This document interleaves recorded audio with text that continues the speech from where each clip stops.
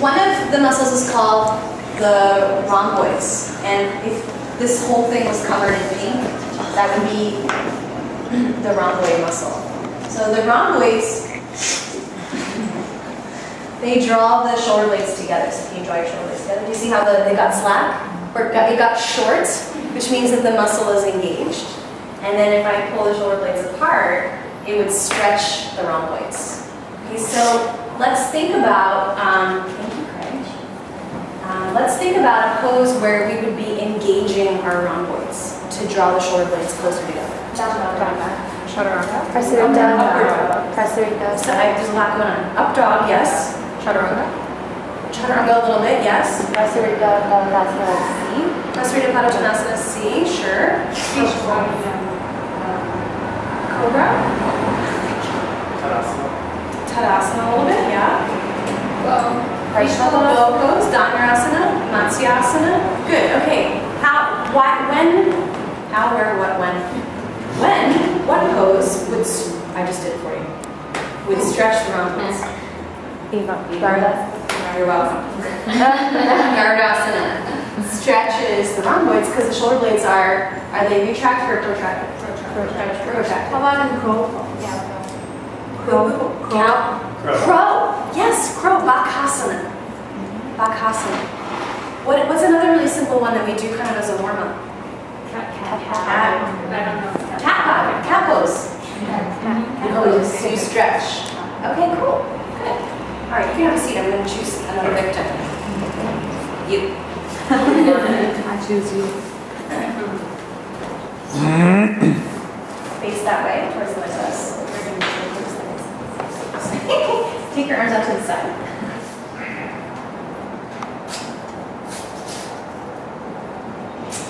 This one is a big one. And there's a couple more. Okay, this muscle is called the serratus anterior. The serratus anterior attaches underneath your shoulder blade. So on the part that it's deep, on the part you can't see. And then it attaches to the ribs, and it looks like the edge of a serrated knife that you cut bread with. And when this muscle engages, when this point moves towards this point, it's going to pull the shoulder blades apart. Can you protract for me? Yeah. It's going to pull the edge of the shoulder blade towards the rib. And so it will move the shoulder blades away from each other. Can you visualize that? Mm-hmm. Let's see it in action. Come to plank pose with your knees on the floor.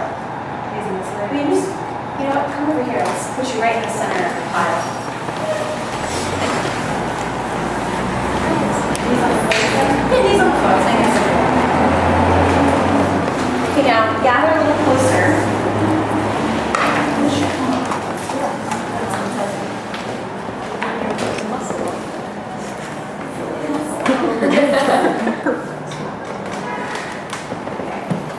So she's just in a modified plane. I'm going to move your shirt a little bit, Pete. And I just want you to see, come so you can see, there's a little, you can see the inner border of the shoulder blade, yes? Yeah. See how far apart the shoulder blades are? Mm-hmm. That's fine. But there's this like little ravine right here. Mm-hmm. So when we do weight-bearing poses, in order to stabilize the shoulder blade, we have to engage the serratus anterior to pull the shoulder blades a little bit apart. So I want you to push into your hands and think a little bit like spreading. Do you see how that fills up her back? Yeah. And that stabilizes the shoulder blade, which we need for poses like plank, down dog, chaturanga, handstand, etc. So she's trying to lift the bottom ribs into the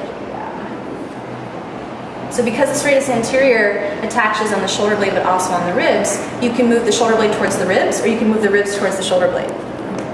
So I had her draw her ribs in so that it would move the rib cage up into the shoulder blade. So if we do that too much though, you can see it creates a little bit too much rounding. So we're trying to balance this, she's getting hot. She's trying to balance this action by also spreading across the collarbone. So go ahead and jump in. Yeah. But if she spreads too much, she'll sink again. Can you sink into your shoulder blades? she'll sink again, and we'll have this valley, this ravine between the scapulae. So go ahead and press into your hands. Do you see how it pulls the shoulder blades apart? So now she's going to bend her elbows and lower all the way down to the floor. Watch her shoulder blades. That's beautiful. They move together as you lower towards the floor. And what's moving the shoulder blades together is actually gravity. As you move towards the ground, gravity is pulling the shoulder blades together. And if we don't use the serratus anterior to help resist gravity, your shoulder blades will just kerplunk together. And you get sort of what we call a winged shoulder blade, meaning the shoulder blade is kind of like peeled off the rib cage. So thank you for that. Now let's look at somebody else. Can I look at you?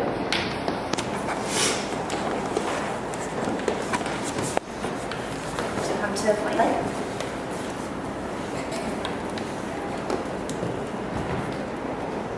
Go ahead and sink into your shoulder blades. You guys see that? And now, and you see how the rib cage is falling? Now lift the front low ribs into your back, press into your arms and spread your shoulder blades apart. Now maintain that as you spread your collarbones apart. Go ahead and now exhale, chaturanga to the floor. And she's really strong, so her shoulder blades, they moved a little bit together, but they kind of stabilized as she lowered to the floor. Anybody struggling a little bit with chaturanga that wouldn't mind? You guys saw me. You actually did pretty well. What kind of struggling? Like it's hard to control the speed. Oh, no, not that. No, everybody's strong. Okay, well I'll show on mine. I'll try to be that person. Can you see my upper back? Okay. So for a lot of folks, this is plank. Can you see that? And they go to chaturanga. Do you see my shoulder blades coming together? And they kind of roll down like a worm. So what we're looking to do is to press into the hands and engage that serratus anterior muscle to start to spread the shoulder blades.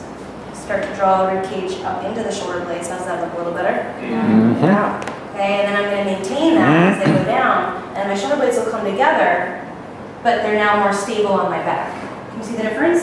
Yeah. Okay, so what we're going to do is practice really gently, all of us. We're going to practice what's called serratus anterior push-ups. It's a way to strengthen the serratus muscle. So those of you that are struggling in handstand, or in headstand, or even in down dog, if you feel like you're one of those whose chest is continuously collapsing towards the floor, this can be a really useful exercise to develop strength in those muscles. And it's just very simply this. You can even start on all fours, which will be less weight, or you can start in modified plank, which is a little bit more weight, or you can do full plank, which is a lot of weight, but you're going to be basically retracting and protracting. Retracting and protracting. Wow. The more weight you add, the more work the muscle is doing. So give that a try on your own. Come to all fours, modified.